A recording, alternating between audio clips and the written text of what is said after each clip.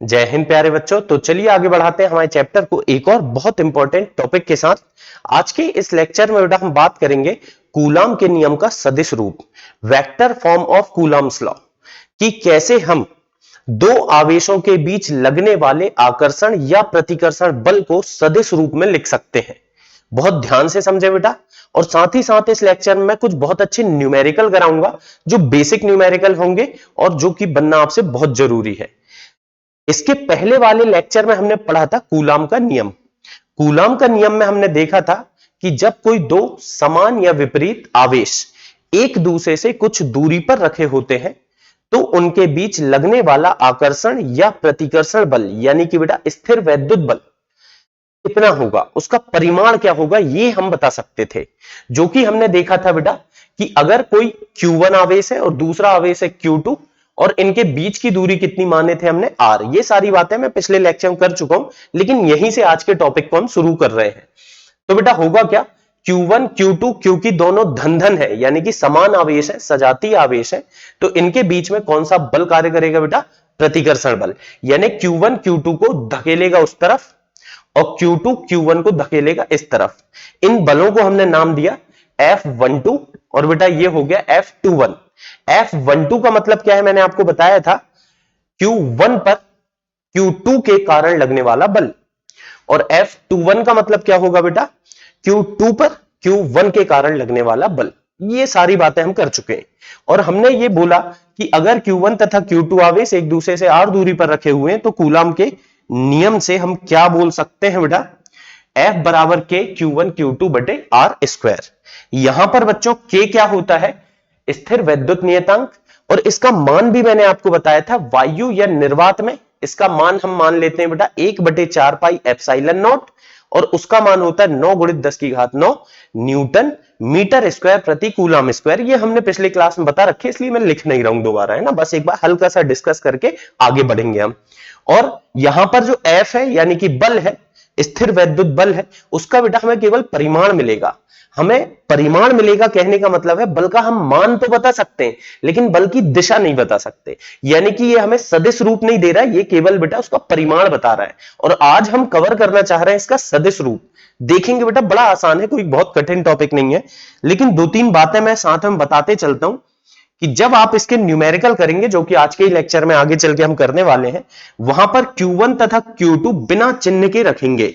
तो ध्यान रखने वाली बात है बेटा कि Q1 और Q2 का केवल परिमाण रखेंगे, चिन्ह की आवश्यकता नहीं होगी। Q1 तथा Q2 को बिना चिन्ह के रखा जाता है। हालांकि मैंने पिछले क्लास में भी ये बात बता रखा था, लेकिन एक बार फिर से रिवाइज कर लेंगे बेटा तो कोई बुरी बात नहीं है।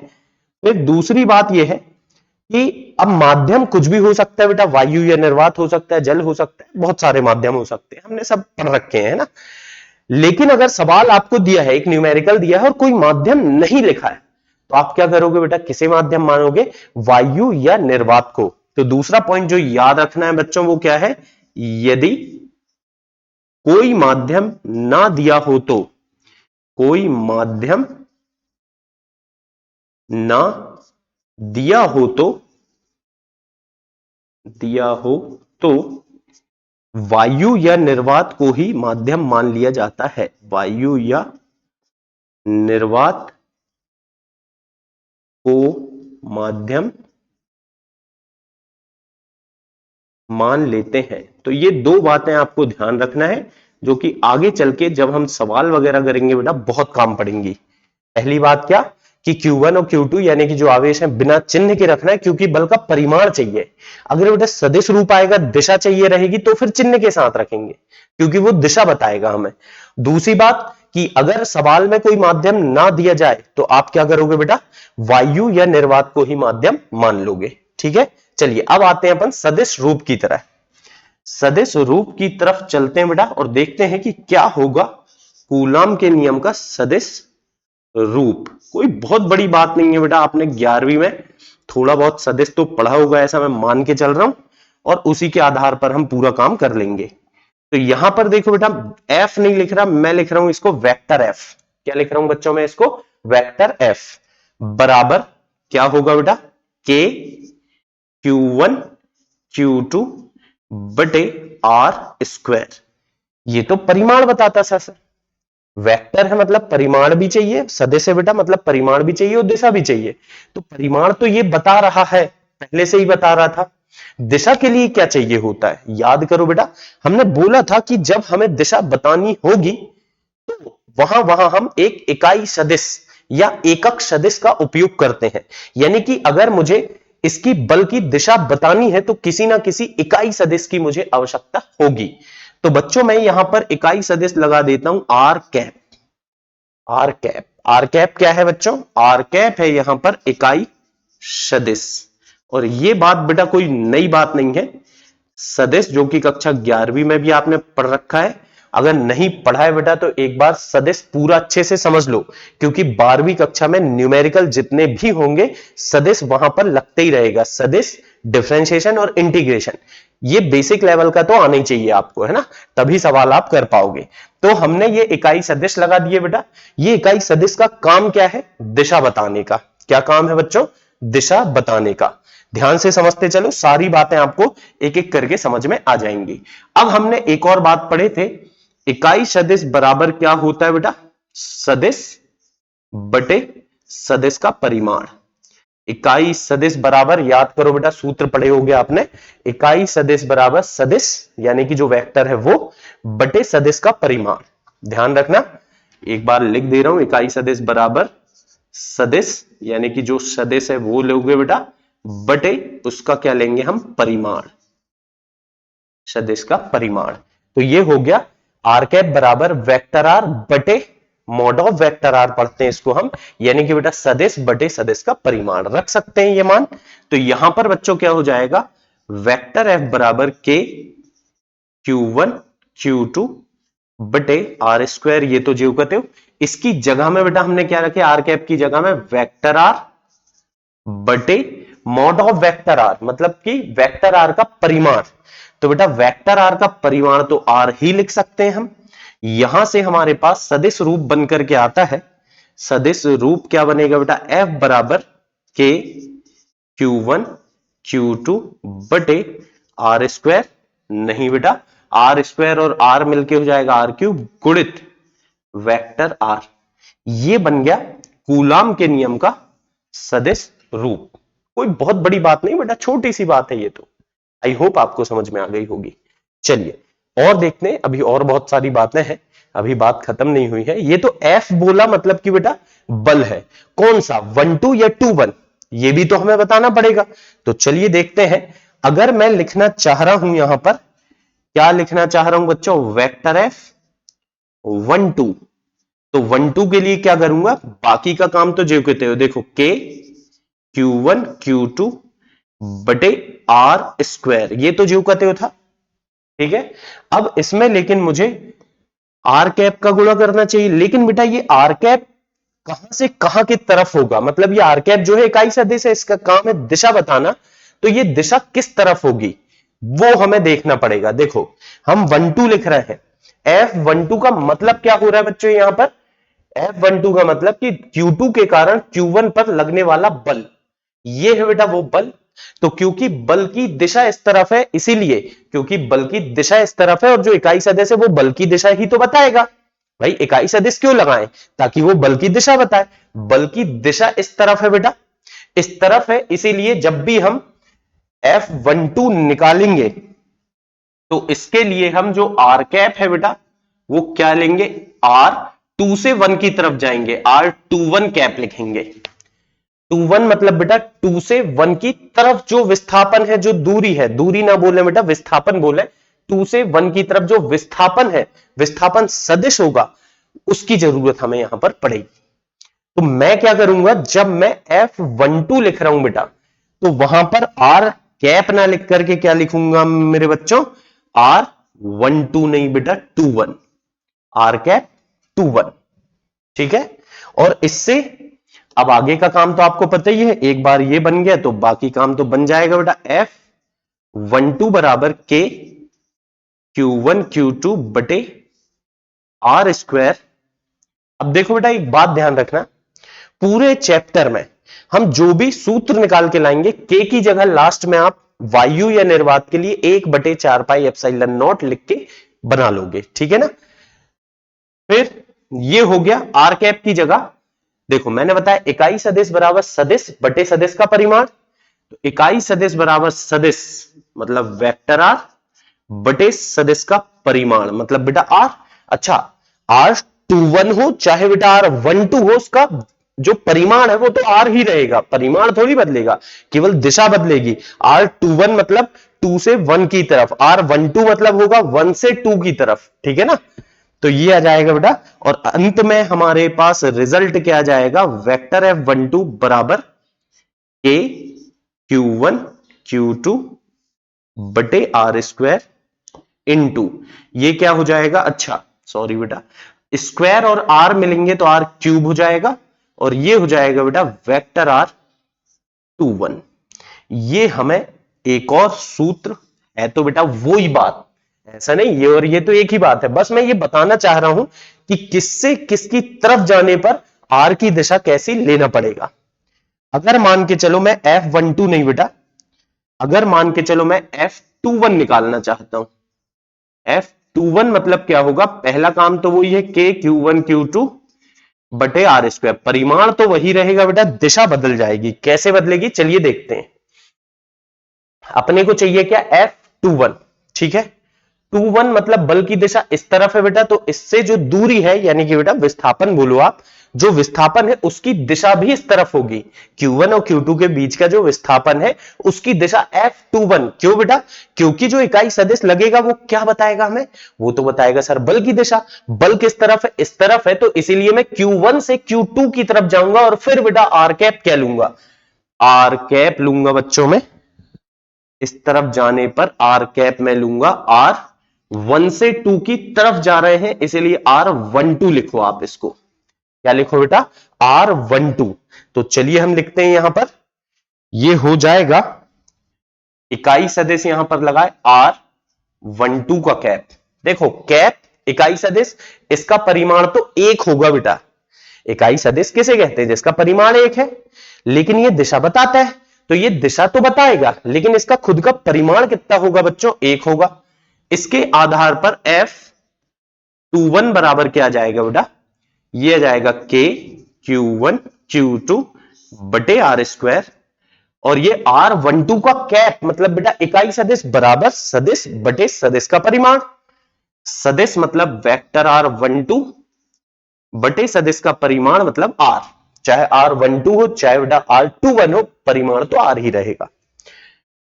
F21 का सूत्र क्या बना बेटा, K Q1 Q2 बटे R क्यूब हो जाएगा बेटा इंटू R12 वेक्टर रूप में, है ना। तो ये इस तरह से एक और सूत्र बन गया। क्या ये सब अलग अलग सूत्र है, नहीं है बेटा, सब एक ही सूत्र है। आज से आप याद कर लो कि सदिश रूप में हम कूलाम के नियम में क्या लिखेंगे बेटा, जो बल लग रहा होगा उसका सदिश रूप बराबर क्या लिखेंगे, पहले तो बेटा परिमाण K Q1 Q2 बटे R मत लिखना बेटा, R क्यूब लिखो, R स्क्वायर मत लिखना, R क्यूब लिखोगे, इंटू साथ में वेक्टर R। अगर बच्चों ये 1 2 है तो यहां 2 1 लिख देना, यहां 1 2 है तो यहां 2 1 लिख देना, यहां 2 1 है तो यहां 1 2 लिख देना। क्यों, मैंने आपको ऑलरेडी बता दिया हूं क्यों बेटा, देख लो एक बार और, अगर किसी बच्चे को कुछ डाउट रह गया हो तो देख लो। आप बोल रहे हैं कि सर मैं F12 मतलब इस तरफ जा रहा हूं, मतलब 2 से 1 की तरफ जा रहा हूं तो R21 लिख बेटा, और जब तू बोल रहा है F21 मतलब तू 1 से 2 की तरफ जा रहा है यानी कि R12 लिखना पड़ेगा फिर तुझे। आई होप आपको समझ में आ गई होगी।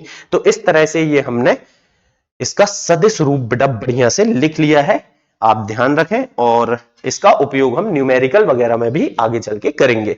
तो चलिए बच्चों, ये था कूलाम के नियम का सदिश रूप। इसको समझ लेने के बाद कुछ बहुत अच्छे सवाल जो कि कूलाम के नियम पर आधारित हैं उनको हम डिस्कस करते हैं, और एक एक करके बहुत सारे बहुत अच्छे अच्छे सवाल हम कवर करेंगे। जैसे बेटा प्रश्न पहला हमारे पास क्या कह रहा है कि दो आवेश हैं, पहला आवेश है बच्चों 2 माइक्रोकूलाम का और दूसरा है -3 माइक्रोकूलाम का, ठीक है बेटा। यहां पर थोड़ा सा चित्र बना लिया करो आप। देखो फिजिक्स के प्रश्न आधे तो वैसे ही बन जाएंगे अगर आपने चित्र सही से बना लिया। Q1 कितना है, 2 माइक्रोकूलाम, और बच्चों इससे कुछ दूरी पर, कितनी दूरी पर सर, कितनी दूरी पर दिया हुआ है, 10 सेंटीमीटर की दूरी पर, 10 सेंटीमीटर की दूरी पर एक दूसरा आवेश है -3 माइक्रोकूलाम। लेकिन बेटा एक बहुत अच्छी बात सुनो, बहुत अच्छी बात दिमाग से निकली जा रही थी, लेकिन बेटा हमें ध्यान रखना है कि जब हम सदिश रूप में लिखेंगे तो यहां पर बेटा जो Q1 और Q2 है, Q1 तथा Q2 ये चिन्ह के साथ रखेंगे, ठीक है ना, Q1 तथा Q2 चिन्ह के साथ रखे जाते हैं। तो कब चिन्ह लेना है इनका, कब नहीं लेना है बेटा, अगर मैं केवल बल का परिमाण निकाल रहा हूं तो बिना चिन्ह के लिखूंगा, और बच्चों अगर मैं सदिश रूप निकाल रहा हूं, दिशा भी बता रहा हूं, तो Q1 और Q2 चिन्ह के साथ रखना है। ये बात आप बहुत अच्छे से ध्यान रखें बेटा कि जब भी सदिश रूप में हम करेंगे तो Q1 और Q2 को चिन्ह के साथ रखना है, और केवल परिमाण चाहिए तो बिना चिन्ह के रख दे यार, कोई दिक्कत नहीं है। हाँ, तो हमारा सवाल ये था बेटा, सवाल पर आते हैं अपन वापस। Q1 हमें दिया है कितना, 2 माइक्रोकूलाम का। माइक्रोकूलाम क्या होता है बेटा, मैंने बताया था ये आवेश की एक इकाई है। इसको मैं पहले कूलाम में बदल लूं, क्यों सर कूलाम में क्यों बदले आपने, तो बेटा कोई भी न्यूमेरिकल हमेशा एसआई इकाई में होगा, तो ये काम तो सबसे पहले कर लेना, आप जो भी मान दिए हो उनको एसआई इकाई में रख लेना। तो 2 माइक्रोकूलाम, 1 माइक्रोकूलाम में होता है 10 की घात ऋण 6 कूलाम, तो जितना भी माइक्रोकूलाम है गुणा कर दो 10 की घात ऋण 6 का, तो कूलाम में बदल जाएगा। इसी तरह से बेटा Q2 निकाल लेते हैं अपन, और Q2 कितना आएगा बेटा, -3 माइक्रोकूलाम है, मतलब सर -3 गुणित 10 की घात ऋण 6 कूलाम। ये है Q1 Q2, और R कितना दिया है बेटा, R हमें दे रखा है सवाल में 10 सेंटीमीटर। क्या सेंटीमीटर में ही कर ले, नहीं नहीं, पहले बेटा मीटर में बदलना पड़ेगा। मीटर में बदलने के लिए हम 100 का भाग दे देंगे, यानी कि बेटा 0.1 मीटर। ये Q1 है, Q2 है, R है, और बोला क्या है, उनके बीच स्थिर वैद्युत बल ज्ञात करो।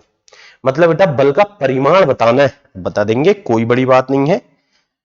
हम क्या बोलेंगे बेटा, F बराबर, सूत्र क्या पढ़े हमने, K Q1 Q2 बटे R स्क्वायर, Q1 Q2 बटे R स्क्वायर, ये हमारा है सूत्र। अब बेटा देखो एक और बात, यहां पर कोई माध्यम दिया ही नहीं है सर, अगर माध्यम देता तो जो माध्यम का के रहता वो रख देते हैं, लेकिन कोई माध्यम दिया ही नहीं है, मतलब क्या मान ले माध्यम, मैं बता चुका हूं आपको, वायु या निर्वात ही हमारा माध्यम हो जाएगा। और जब बच्चों वायु या निर्वात माध्यम होगा तो इसके आधार पर के का मान कितना रख दूं, 9 गुणित 10 की घात 9 इंटू 10⁻⁻9 है ना, 9 गुणित 10 की घात धन 9, तो 9 गुणित 10 की घात 9 हो गया के का मान। Q1, Q1 कितना रख दें बेटा, 2 गुणित 10 की घात ऋण 6 गुणित, देखो Q1 की जगह मैंने रखा, Q1 की जगह 2 गुणित 10 की घात ऋण 6, Q2 की जगह माइनस में है बेटा, क्या माइनस रखोगे, बिल्कुल नहीं सर, क्योंकि परिमाण बताना है, सदिश रूप बताना होता तो माइनस बिल्कुल रखना पड़ता, लेकिन परिमाण बताना है तो हम रखेंगे कितना बेटा, 3 गुणित, केवल परिमाण रखेंगे यानी कि वैल्यू रखेंगे, 10 की घात ऋण 6 बटे दूरी का वर्ग, आर का वर्ग, आर कितना है बेटा, 0.1 का वर्ग, 0.1 का वर्ग। अब देखो गणित अपना फेवरेट सब्जेक्ट है बच्चों, 9 दूनी 18, 18 तिया 54, है ना, तो ये हो जाएगा 54 गुणित 10 की घात, देखो ध्यान से देखना, 9 ऋण 6 कितना हो गया, 3 बचा, 3 ऋण 6, ऋण 3 हो गया बेटा, ऋण 3 हो गया, और बटे में 0.1 का वर्ग, यानी कि इसको मैं लिख सकता हूं 10 की घात ऋण 2। और जब बच्चों, अब ये 10 की घात ऋण 2 आप समझ गए होगे ना कैसे हमने लिखे, यहां साइड में देख लो, 0.1 का वर्ग है, तो इसको मैं लिख सकता हूं 1/10 का वर्ग, यानी कि बेटा 1/10 की घात 2 या 10 की घात ऋण 2, ठीक है। तो ये हो गया 10 की घात ऋण 2, ये ऋण 2 ऊपर जाएगा बेटा तो कितना हो जाएगा, धन 2 हो जाएगा, तो 54 गुणित 10 की घात ऋण 3 है और धन 2 हो जाएगा तो ऋण 1, और मेरे बच्चे जानते हैं इसे मैं लिख दूं 5.4, और बल है बेटा तो इकाई क्या आएगी, न्यूटन। इकाई जरूर लिखें, बिना इकाई के उत्तर लिख के आओगे तो बेटा बोर्ड परीक्षा में नंबर कट जाएंगे। तो देखिए ये बड़ा सस्ता सवाल था, बहुत बेसिक सवाल था, और अगर बोर्ड परीक्षा में न्यूमेरिकल आएंगे तो इसी तरह के आते हैं बेटा, बहुत ज्यादा हायर लेवल के न्यूमेरिकल बोर्ड में नहीं आते। तो ये बढ़िया सवाल। चलिए दूसरे सवाल की तरफ चलते हैं। क्या कह रहा है बच्चों, वायु में 5 सेंटीमीटर की दूरी, मतलब बेटा आर दिया है मुझे कितना, 5 सेंटीमीटर। देखो सवाल पढ़ते ना फिजिक्स में कैसा है, सवाल कितना भी बड़ा रहे तोड़ तोड़ के टुकड़ों में पढ़ो, जो जो वैल्यू हमें उससे मिल रही है लिखते चले जाओ बेटा, तो उससे क्या आपको दिक्कत नहीं आएगी। सेंटीमीटर को मीटर में करने के लिए हमने 100 से भाग दे दिया, तो ये हो गया बच्चों 0.05 मीटर। ये तो हो गया आर। दूरी पर रखे आवेशों के बीच न्यूनतम स्थिर वैद्युत बल, ये बेटा आवेश नहीं दिए इसमें सवाल में, आवेश दे देते Q1 दे देता, Q2 दे देता, आर दिया ही है तो मैं मान रख के बेटा निकाल देता, लेकिन सर आवेश नहीं दिया, क्या करें। तो बेटा कुछ हिंट दी होगी सवाल में। हिंट है न्यूनतम, न्यूनतम बल। न्यूनतम बल कब होगा बेटा, जब आवेश भी न्यूनतम हो। न्यूनतम बल तभी होगा दो आवेशों के बीच में जब आवेश भी न्यूनतम हो। न्यूनतम आवेश कितना होता है बेटा हम जानते हैं, न्यूनतम आवेश होता है सर एक इलेक्ट्रॉन का आवेश। एक इलेक्ट्रॉन का आवेश जो है वही न्यूनतम आवेश है बेटा, और ये कितना है 1.6 गुणित 10 की घात ऋण 19 कूलाम। कितना है बेटा 1.6 गुणित 10 की घात ऋण 19 कूलाम। और Q2 मतलब दूसरा आवेश, ये भी न्यूनतम होना चाहिए, मतलब इतना ही होना चाहिए सर एक इलेक्ट्रॉन का आवेश, और इसका मान ऑलरेडी मैं लिख रखा हूं कितना है 1.6 गुणित 10 की घात ऋण 19 कूलाम। देखो अच्छा प्रश्न है ये, ऐसे प्रश्न आ गए ना बच्चे बैठे रहेंगे, दिमाग ही नहीं चलता कि क्या करें, Q1 कितना रखें, Q2 कितना। न्यूनतम बल बोल रहा है ना, मतलब आवेश न्यूनतम रख दे। न्यूनतम आवेश कितना है, एक इलेक्ट्रॉन का आवेश। हाँ तो चलिए बेटा अब हमें चाहिए बल। अच्छा ये आवेश तो इलेक्ट्रॉन का ऋण में होता है सर, तो मैं ऋण लिखूं कि धन लिखूं, बेटा कुछ मत लिख। क्यों नहीं लिखूं, क्योंकि बल का परिमाण पूछा है, दिशा थोड़ी पूछी। अगर बल का परिमाण पूछा है Q1 और Q2 बिना चिन्ह के रखना है हमें, चाहे तू धन का लिख चाहे ऋण का, रखना तो बेटा तुझे धन में ही है। और अगर सदिश पूछता तो फिर इलेक्ट्रॉन का आवेश ऋणात्मक रखते बेटा फिलहाल, लेकिन सदिश रूप की बात नहीं कर रहा है। तो F बराबर क्या होगा, हमने पढ़ा है K Q1 Q2 बटे आर स्क्वायर। अब देखो माध्यम तो वायु साफ साफ दे रखा है, नहीं भी देता तो कोई बात नहीं हम मन से ले लेते। तो बेटा वायु के लिए के कितना रख दूं, 9 गुणित 10 की घात 9। Q1 कितना रखा है बेटा 1.6 गुणित 10 की घात ऋण 19 गुणित 1.6 गुणित 10 की घात ऋण 19 बटे आर स्क्वायर। आर कितना है बेटा 0.05 का स्क्वायर। 0.05। एक काम करो इसको ना और इजी करने के लिए 5 गुणित 10 की घात ऋण 2 लिख लो, तो और इजी हो जाएगा सवाल, है ना, कैलकुलेशन पार्ट और इजी हो जाएगा। चलिए देखते हैं। अब बेटा गणित तो बनती है अपन से, ये हो जाएगा कितना 9 गुणित 1.6 का 1.6 से करेंगे तो बेटा 2.56, 16 ही 16 256 होता है ना 16 का वर्ग, इसलिए 2.56। 10 की घात देखो आप, ऋण 19 और ऋण 19 ऋण का 38 में से धन का 9 घटा दो बेटा, तो कितना आएगा 38 में से 9 गए तो ऋण का 29 बटे बटे कितना होगा 5 का वर्ग हो गया 25, और 10 की घात ऋण 2 की घात 2 मतलब ऋण 4। अब यहां पर क्या करें हम, कैंसिल तो हो नहीं रहा, एक काम करो पहले गुणा कर लो। 9 छिक्का 54 बच गए 5, 9 पना 45 और 5 50 बच गए 5, 9 दूनी 18 और 5 23 गुणित 10 की घात ऋण 29। और बेटा ऊपर देखो इधर 10 की घात ऋण 29 है, ये ऋण का 4 ऊपर धन में जाएगा तो ऋण की कितनी हो जाएगी 25, है ना, बटे क्या आया बेटा 25। 0 देखो 23 में भाग तो जाएगा नहीं, 0.230 हुआ, तो 25 नम्मा 225 बच गए 5 हो गए 54, 25 दूनी 50 बच गए 4, 25 दूनी 50 बच गए 4, 40 हो गए, 25 एकम 25 15 और 6, ये आ गया बेटा ऋण 25।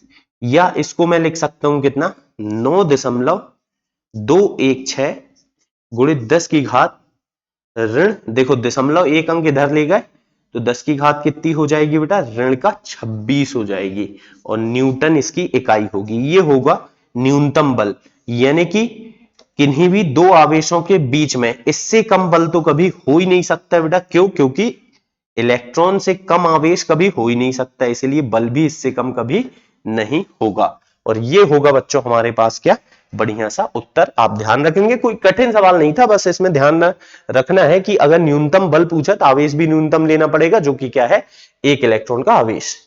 चलिए बेटा, फिर एक और बहुत अच्छा प्रश्न है। ये देखिए क्या बोल रहा है कि दो आवेश दिए हैं, एक आवेश है 3 माइक्रोकूलम और इसकी बेटा स्थिति दी हुई है, मतलब कि जो त्रिविम है उसमें इसकी स्थिति दी है 1 2 3, और दूसरा आवेश Q2 है जो कि है -6 माइक्रोकूलम 4 6 ऋण 2। इसकी स्थिति मतलब बेटा ये क्या है, इसके निर्देशांक, जिनको हम कोऑर्डिनेट भी बोलते हैं या निर्देशांक बोलते हैं। और साथ में बोल क्या रहा है, -6 माइक्रोकूलम आवेश पर, किस आवेश पर बेटा, -6 माइक्रोकूलम आवेश पर, मतलब इस पर लगने वाला स्थिर वैद्युत बल सदिश रूप में ज्ञात करो। करने को तो बेटा डायरेक्ट भी अपन इसको कर सकते हैं, लेकिन मैं बढ़िया से डिटेल में करके दिखा रहा हूं। आप बोर्ड में आए तो डिटेल में करना, और नीट या जेई में करोगे तो बेटा शॉर्ट में कर लेना। तो चलिए देखते हैं हम। सबसे पहले सदिश रूप का कोई फंडा है, फॉर्मूला है क्या बेटा, वेक्टर एफ। पहले तो ये देखो, हमें दिया है, ये है बेटा आपका Q1 आवेश और ये है Q2। Q1 कितना दिया है बच्चों, Q1 दिया है सर मुझे 3 माइक्रोकूलम। इसको कूलाम में बदल लो, 3 गुणित 10 की घात ऋण 6 कूलाम। Q2 दिया है बेटा मुझे, कितना दिया है, -6 माइक्रोकूलम, यानी कि -6 गुणित 10 की घात ऋण 6 कूलाम। चिन्ह का अब बहुत इंपॉर्टेंस है, क्योंकि बेटा हमें साफ साफ बोल रहा है सदिश रूप में बताना है ना, यानी चिन्ह बहुत इंपॉर्टेंट होने वाले। और साथ में हमको दिया है R1। देखो यहां पर आपको इसकी स्थिति सदिश दी है 1 2 3, मतलब अगर मैं इसको सदिश रूप में लिखूं और बेटा इसको मैं R1 लिख दूं अगर, तो क्या बनेगा, ये बनेगा 1 आई कैप। याद करो बेटा, एक्स अक्ष वाला जो निर्देशांक है उसको आई कैप के रूप में लिखते हैं, और वाई वाले को जे कैप और जेड वाले को के कैप, धन 2 जे कैप और बेटा धन का 3 के कैप। और ये है मीटर में, ये किस में बेटा, इकाई है इसकी मीटर। ये स्थिति बता रहा है ना, मूल बिंदु से स्थिति बता रहा है। ये सब चीजें बेटा हमने 11वीं में सदिश में बहुत अच्छे सीखी। अगर आपने नहीं सीखी तो अगेन मैं बोलूंगा एक बार सदिश जरूर सीख लो। अब देखो R2 कितना होगा, 4 आई कैप, 4 आई कैप प्लस 6 जे कैप, और बेटा माइनस का 2 के कैप, और ये भी किस में है, मीटर में। और हमसे पूछा क्या है, हमसे पूछा है बेटा किस पर, -6 माइक्रोकूलम, इस पर कितना बल लगेगा। तो बेटा बल इस पर पूछा है, मतलब कि हमसे पूछा क्या गया है मेरे बच्चों, ये वाला बल पूछा गया है। और ये वाला बल कितना होगा सर, तो ये तो गांव का बच्चा बच्चा जानता है कि ये होगा F, वेक्टर F। इसको हम क्या लिखेंगे, 2 1। तो मतलब बेटा जब मैं सवाल को हल कर रहा हूं तो मुझे बताना वेक्टर F21 बराबर क्या होगा बच्चों, K Q1 Q2 बटे R क्यूब। याद करो बेटा, अभी हमने इसका सदिश रूप का सूत्र पढ़े, गुणित वेक्टर R।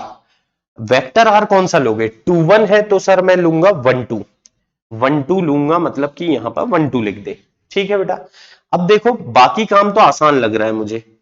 वेक्टर F21 बराबर के, तो के है सर, कितना है, 9 गुणित 10 की घात 9 गुणित Q1 कितना रखोगे बेटा, ये लिखा है 3 गुणित 10 की घात ऋण 6 गुणित Q2।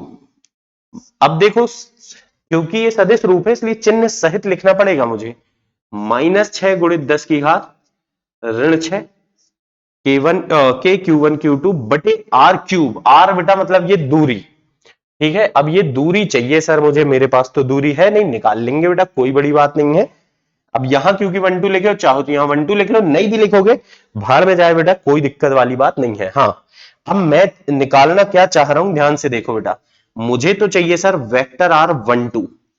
कैसे निकालेगा बेटा वेक्टर R12, याद करो ये क्या कहलाएगा, विस्थापन सदिश। कैसे निकालते हैं, R2 vector R2 minus vector R1। विस्थापन सदिश कैसे निकालते हैं बेटा? दूसरा वेक्टर माइनस पहला वेक्टर, फिर बराबर R2 कितना हो गया सर?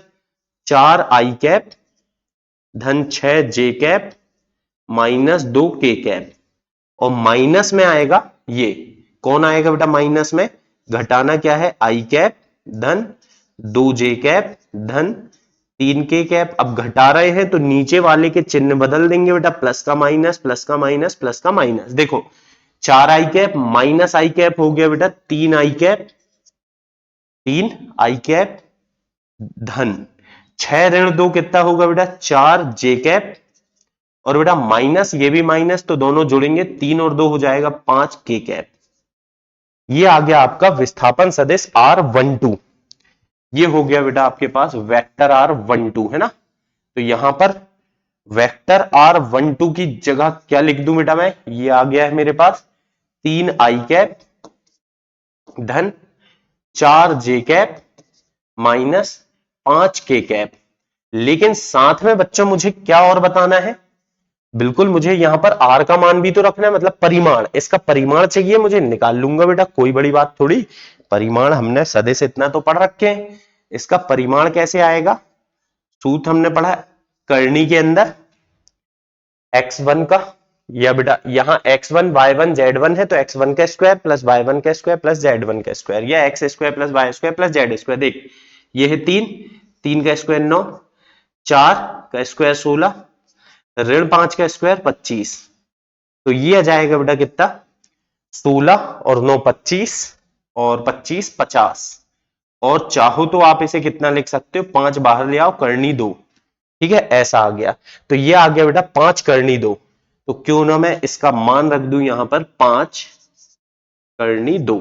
अब देखते हैं इसका थोड़ा बहुत गणित कर लेते हैं बेटा। वेक्टर F21 बराबर क्या होगा बच्चों? 9 तिया 27, और 27 का गुणा 6 से करो आप, तो कितना आएगा? देखो 20 छिक्का 120 होगा, 7 छिक 42, 120, और 42 162, और धन ऋण का ऋण हो जाएगा। एक बार फिर से 9 तिया 27, और 27 छिक्का बेटा कितना हो गया? 162 गुणित 10 की घात, देखो 9 ऋण 6 ऋण 6 ऋण 12 ऋण 3 आ जाएगा बेटा, और बटे में कितना है? 5 करनी 2, और साथ में क्या है बेटा? 3 आई कैप धन 4 जे कैप माइनस 5 के कैप। ये आ गया बेटा इसका क्या उत्तर। इकाई क्या लिखोगे? न्यूटन में लिखेंगे बेटा अपन उत्तर, क्योंकि बल की एसआई इकाई क्या होती है? न्यूटन। इस तरीके से चाहो तो इसको पॉइंट में अगर करना कर सकते हैं, बाकी ये भी बेटा उत्तर है अपना। तो हमने क्या किया देखो, सदिश रूप में दो बातें ध्यान में रखें कि एक तो Q1 Q2 चिन्ह सहित लिए बेटा, दूसरी बात अगर मुझे 21 निकालना है तो मैंने क्या निकाला? 12 R12 निकाला। F21 के लिए R12 निकालते कैसे? R2 minus R1।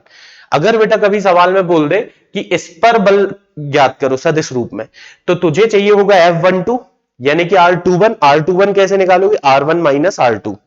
देखो सीखते चलो साथ ही साथ, अगर कभी R12 निकालने को आ जाए तो क्या लिखोगे बेटा? R2 माइनस R1, ठीक है, बाद वाले में से पहला वाला घटा दो।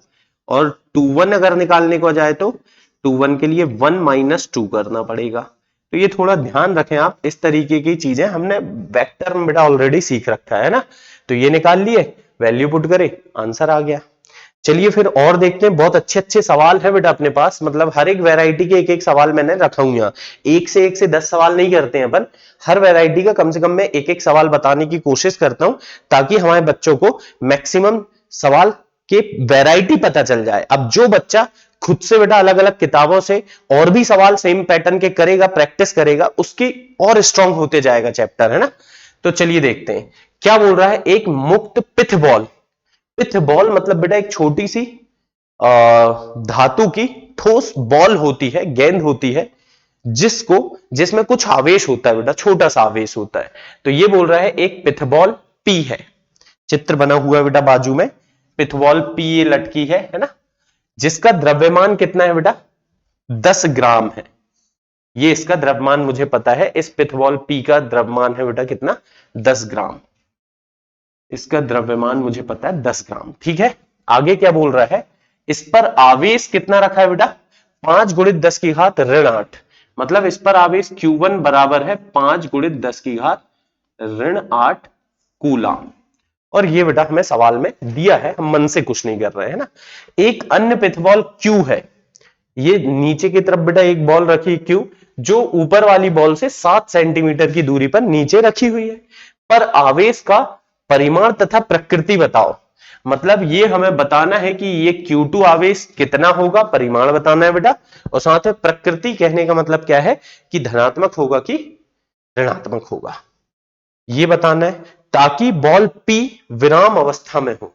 मतलब बेटा P को हम रोक के रखना चाह रहे हैं, मतलब कि जैसे आप इमेजिन करो बेटा, एक कोई बॉल है, बॉल को ऐसे हवा में रोक सकते हो क्या आप? नहीं सर, गुरुत्वाकर्षण बल के कारण ये जमीन में गिरेगी गिरेगी, लेकिन मैं चाह रहा हूं ये बॉल हवा में लटकी रहे। तो इधर आओ बेटा, पहले अपन समझते हैं, चित्र से कॉन्सेप्ट समझते हैं, फिर सवाल पे तो कोई बात ही नहीं है, अपन कर लेंगे, है ना। देखो होता क्या है, जब ये बॉल मैंने हवा में ऐसे रखा बेटा, तो अपने आप इसमें नीचे की तरफ एक बल कार्य करेगा। कितना बल कार्य करता है बच्चों, आपको पता होगा, नीचे की तरफ बल लगेगा mg, और इस mg बल के कारण ये पृथ्वी पर आना चाहेगी। लेकिन बच्चों नीचे मैंने कोई आवेश रखा जो इस P को क्या कर रहा है, धक्का दे रहा है। कितना धक्का दे रहा है, जितने बल से ये नीचे आना चाह रही है उतने ही बल से ये ऊपर जाना चाह रही है। अगर बेटा कहीं ऐसा हो जाए कि ये mg ज्यादा हो जाए बल, तो ये नीचे आ जाएगी, विराम में नहीं रहेगी। और अगर ये ऊपर की तरफ जो प्रतिकर्षण बल लगेगा, किसके कारण बेटा, इस आवेश के कारण ऊपर की तरफ जो बल लगेगा, देखते हैं हम, इस आवेश के कारण बच्चों इस बॉल पर ऊपर की तरफ जो बल लगेगा, ये कौन सा बल होगा आपका, स्थिर वैद्युत बल, यानी कि बेटा इलेक्ट्रोस्टैटिक फोर्स। ठीक है, तो हम क्या बोल रहे हैं, ये विराम अवस्था में कब रहेगी, जब इस बॉल के कारण, मतलब बेटा इस आवेश के कारण लगने वाला बल ऊपर की तरफ उतना ही हो जितना mg नीचे की तरफ लग रहा है। आई होप आप समझे होंगे। मतलब ये कोई बेटा एक बॉल है मान लो, और ये हवा में कब लटकी रहेगी, जितना बल नीचे mg लग रहा है उतना ही ऊपर कोई बल लग जाए काश। अब ऊपर बेटा कौन लगा रहा है बल, अगर ये धन आवेश है, नीचे मैंने धन आवेश रख दिया, तो ये नीचे वाला धन ऊपर वाले धन को प्रतिकर्षित करेगा, ऊपर की तरफ बल लगाएगा। अगर अगर जितना बल नीचे लग रहा है उतना ही बल ऊपर लग जाए बेटा, तो ये विराम अवस्था में रहेगा। तो इससे हमें कुछ कुछ बात समझ में आ चुकी है। तो अब चलिए देखते हैं, हमने ये तो समझ गए हैं बेटा कि P के लिए, पिथबॉल P बॉल को काय में रखना है हमें, विराम अवस्था में, विरामावस्था में, विराम अवस्था में रखने के लिए क्या जरूरी है। तो गांव का बच्चा बच्चा जानता है कि सर इसके लिए क्या जरूरी है, कि जो mg बल नीचे की तरफ लग रहा है, mg बल जो नीचे की तरफ लग रहा है, वह बल बराबर हो जाए स्थिर वैद्युत बल, इसको बेटा अंग्रेजी में इलेक्ट्रोस्टैटिक फोर्स कहते हैं। अगर दोनों बलों का परिमाण बराबर हो गया, जितना बल ऊपर उतने ही नीचे, तो बेटा बॉल कहीं नहीं जाएगी, बॉल विराम अवस्था में रहेगी। ठीक है, तो mg, m बेटा दिया है क्या द्रव्यमान, m दिया है क्या सवाल में मुझे, 10 ग्राम, 10 ग्राम रख दूं क्या, नहीं नहीं सर, ग्राम में नहीं रखेंगे हम, ऐसे नालायक लोग थोड़ी हैं अपन बेटा इसको पहले केजी में बदलेंगे। तो 10 ग्राम को किलोग्राम में बदलने के लिए 1000 से मैंने भाग दे दिया। जी का मान कितना होता है बेटा, गुरुत्वीय त्वरण आपने पढ़ा होगा 9.8, लेकिन न्यूमेरिकल में हम इसको 10 लिख देते हैं, कोई बुराई वाली बात नहीं। अब ये स्थिर वैद्युत बल, स्थिर वैद्युत बल कितना होता है, हम पढ़ते आ रहे हैं बेटा, K Q1 Q2 बटे R स्क्वायर, दूरी का वर्ग। ठीक है, चलिए अब गणित अपना फेवरेट सब्जेक्ट, 2 जीरो तो ये उड़ गए बेटा, यहां बचा 1/10 बराबर K का मान, क्योंकि हमें कोई माध्यम नहीं दिया है तो माध्यम वायु या निर्वात लेके हम क्या मान लें, K का मान 9 गुणित 10 की घात 9। Q1 मतलब बेटा पहला आवेश, Q1 आवेश मुझे दे रखा है क्या, बिल्कुल दे रखा है बेटा, इस पर आवेश कितना है, 5 गुणित 10 की घात ऋण 8। तो यहां पर मैं रखूंगा कितना, 5 गुणित 10 की घात ऋण 8, और साथ में Q2 और बटे R स्क्वायर। अब R दिया है क्या बेटा, सॉरी, R दिया है क्या देखते हैं। आर मतलब ये दूरी आवेशों के बीच की दी है बेटा 7 सेंटीमीटर, तो 7 सेंटीमीटर रख दोगे ना? बिल्कुल नहीं सर, सेंटीमीटर को मीटर में बदलने के लिए 100 से भाग देना पड़ेगा, या तो 100 का भाग दो या 10 की घात ऋण 2 का गुणा कर दो, बात तो एक ही होगी। और इसका भी क्या लगाओगे बेटा? वर्ग, इसका भी वर्ग लगाओगे, है ना? चलो देखते हैं आगे। ये हो गया सर 1/10 बराबर 9 पना 45 गुणे 10 की घात 9 ऋण 8 मतलब 1 बची बेटा, बटे 7 का वर्ग 49 10 की घात ऋण 4 और साथ में है Q2। ठीक है, अब बच्चों क्या Q2 को इधर ही रहने दो, इसको यहां ले आओ, इसको पूरे को उठा के यहां ला रहा हूं मैं। 49 गुणे 10 की घात ऋण 4 बटे 10 पहले से है नीचे, और ये नीचे आएगा बेटा 45 गुणे 10 बराबर Q2।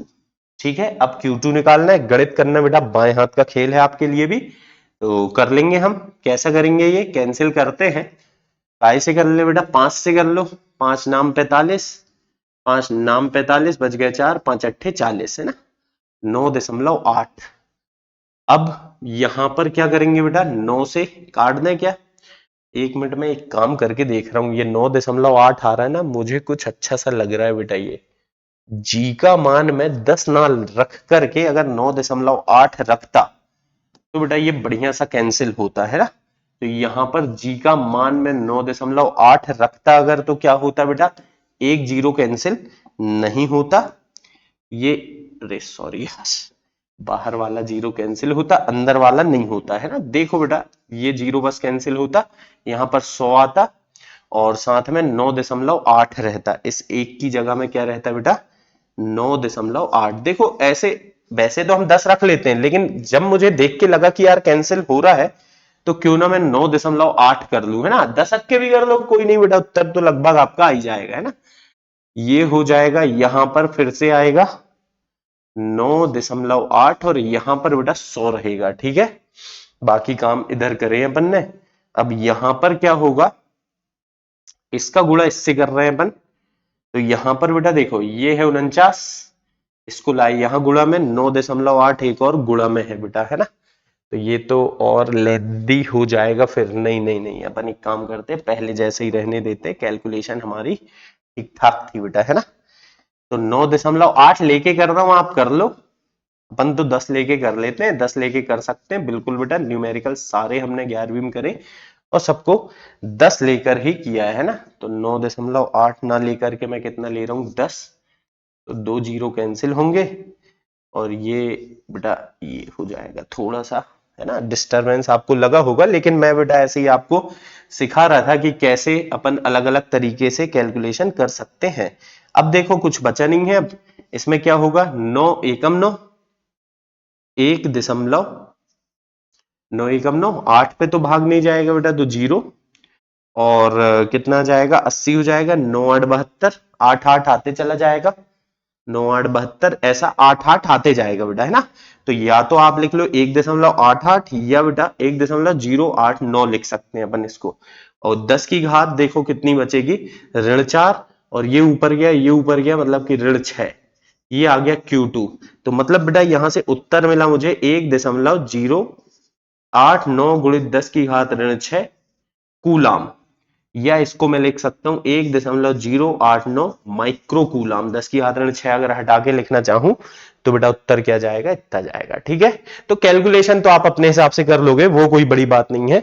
मेरा काम तो केवल बेटा कॉन्सेप्ट बताना है। ये एक सवाल है, इसको देखते हैं क्या कह रहा है। बहुत अच्छा सवाल है। एक छोटे धातु के गोले पर इतना आवेश है बेटा, हमें Q1 दे रखा है धन का 80 माइक्रो कूलाम। माइक्रो कूलाम को पहले कूलाम में बदल लो बच्चों। 80 गुणित 10 की घात ऋण 6 कूलाम। ठीक है, जब इस आवेशित गोले को वायु में एक अन्य आवेश से 10 सेंटीमीटर दूरी पर, एक अन्य आवेश से मतलब बेटा आर दिया है, कितनी दूरी? 10 सेंटीमीटर, या बच्चों मीटर में बदल लो, 100 से भाग दे देना, 0.1 मीटर। तो दोनों आवेशों में कोई दूसरा आवेश है बेटा, दूसरा आवेश दिया नहीं है, ये निकालना ही रहेगा शायद, है ना? दूसरे आवेश की गणना Q2 निकालना रहेगा। हाँ, तो दोनों आवेशों में 50 मिलीग्राम भार के बराबर विद्युत बल आरोपित होता है। मतलब जो बल आरोपित हो रहा है, इनका बल कितना लग रहा है बेटा, वो बोल रहा है कि 50 मिलीग्राम भार के बराबर बल, मिलीग्राम भार के बराबर स्थिर वैद्युत बल। मतलब बेटा बल दिया है इसने, लेकिन थोड़ा सीधे सीधे ना देके घुमा के दिया है। बल कितना बोल रहा है, 50 मिलीग्राम भार के बराबर। तो बेटा भार के बराबर बल, तो भार के बराबर बल मतलब भार तो कितना होता है, mg, mg होता है बेटा। m की जगह कितना रखा मैंने, 50 मिलीग्राम नहीं रख सकता सर, किलोग्राम में बदलना पड़ेगा, है ना। तो बच्चों मिलीग्राम से ग्राम में बदलोगे 10 की घात ऋण 3, और फिर 1000 फिर करना पड़ेगा, मतलब 10 की घात ऋण 6। देखो मिलीग्राम से ग्राम में बदलना, 10 की घात ऋण 3 से गुणा, फिर ग्राम से किलोग्राम में बदलना, फिर 10 की घात ऋण 3 से गुणा, मतलब 10 की घात ऋण 6 आ गई बेटा। ये हो गया किलोग्राम, और गुणित जी, जी का मान हम 10 ले रहे हैं बेटा, तो ये जाएगा 5 गुणित 10 की घात कितनी बचेगी बच्चों, देखो 1 जीरो 2 जीरो कम कर दो यहां से, मतलब जोड़ दो एक्चुअल में, -6 धन 2 मतलब कि -4, इतने न्यूटन बल लग रहा है। तो देख बेटा बल दिया था तुझे, बस सवाल में डायरेक्ट ना देके बोला था 50 मिलीग्राम भार के बराबर, तो तूने 50 मिलीग्राम भार निकालना है, मतलब mg निकाल।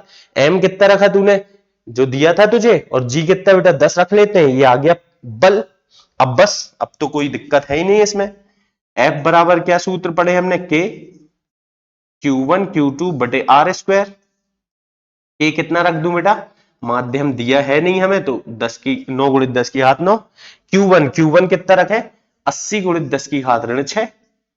या एक काम कर बेटा, इसको लिख ले 8 गुणित 10 की घात ऋण 5, है ना, बात एक ही होगी हालांकि, लेकिन आप समझ गए कि मैं इजी कर रहा हूं मैथ्स को।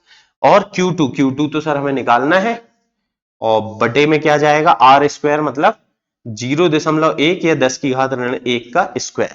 0.1 को बड़े प्यार से मैं 10 की घात ऋण 1 लिख सकता हूं।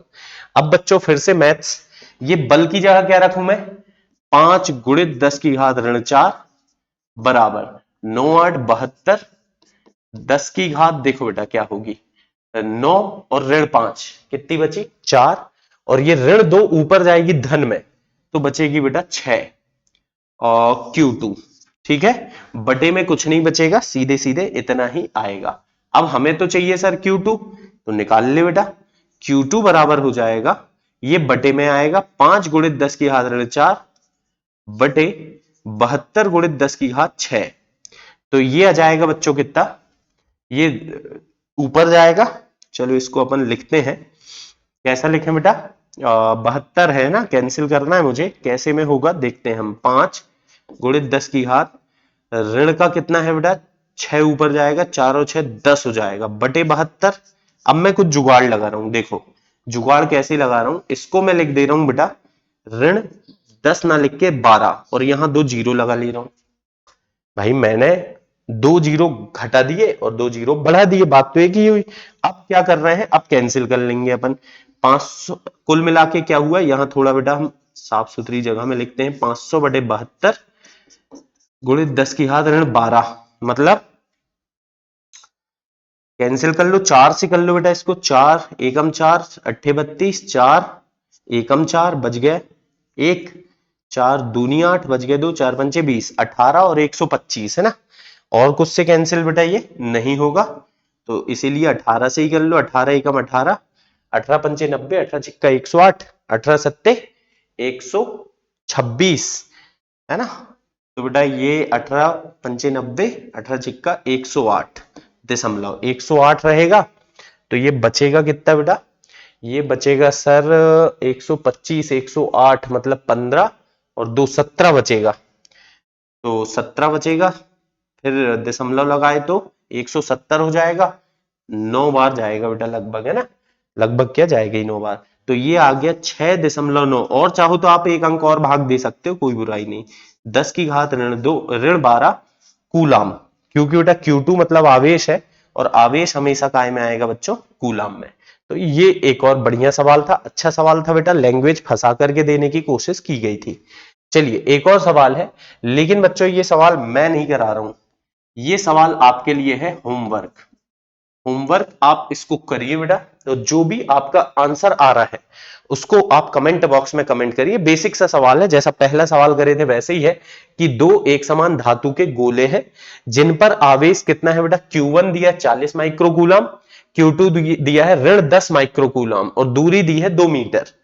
इनके बीच कितना तथा कैसा बल लगेगा, मतलब बेटा बल का परिमाण बताना है तुझे, और कैसा मतलब आकर्षण या प्रतिकर्षण ये सोचना है। तो एक तो उत्तर पता ही है, धन है और ऋण है, मतलब आकर्षण तो लगेगा ही, परिमाण आप निकाल लो बेटा। तो इसको आप कमेंट बॉक्स में कमेंट करके बताइए कि आपका उत्तर कितना आ रहा है।